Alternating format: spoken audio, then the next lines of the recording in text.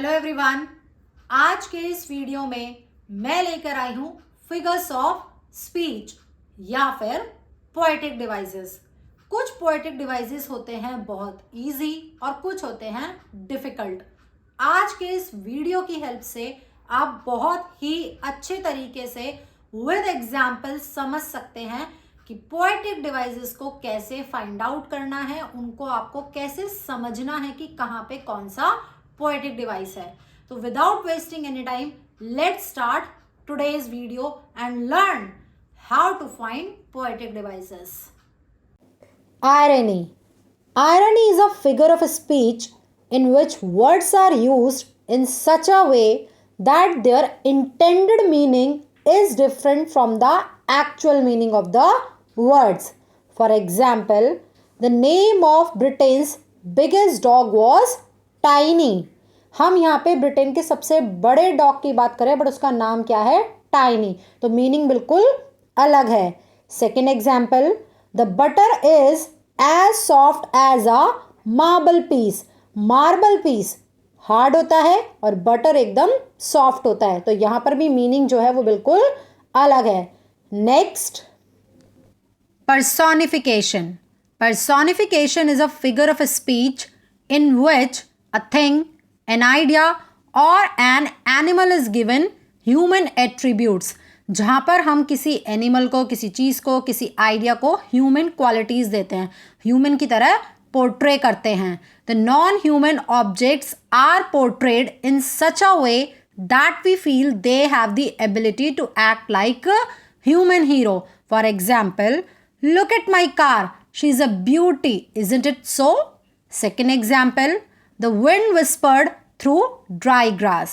Third example, the flowers danced in the gentle breeze. Last example, time and tide wait for none. Next, simile. A simile is a figure of speech that makes a comparison, showing similarities between two different things. Simile generally uses as and like for comparison.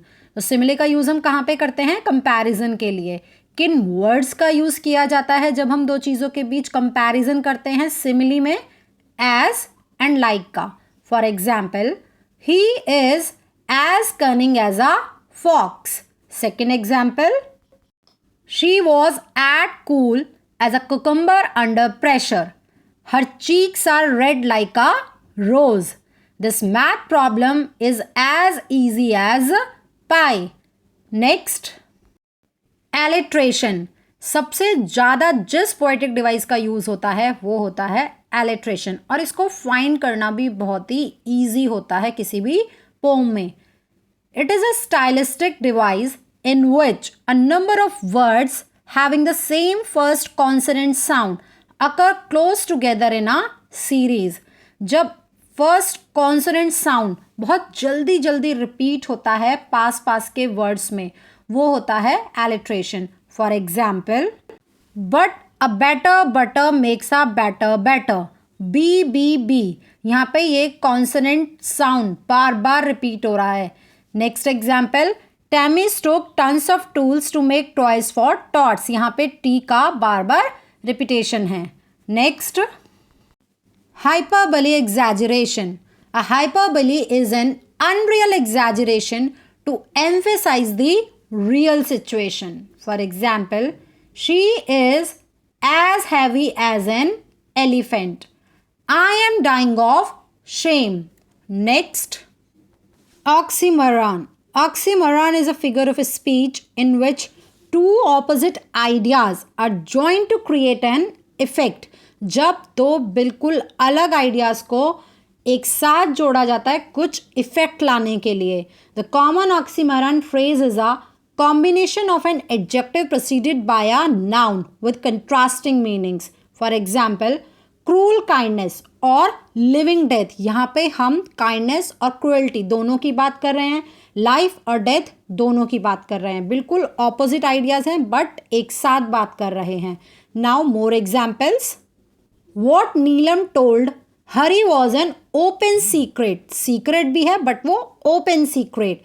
It was a tragic comedy which happened with shy, tragic and comedy both. Her dress was awfully and pretty. The joke Ashish told was seriously and funny both. तो बिल्कुल अलग अलग बातें हैं. I hope कि आज के इस वीडियो की हेल्प से आपको पोएटिक डिवाइसेस का कॉन्सेप्ट अच्छे से समझ में आया होगा. Keep learning, keep enjoying with English genius.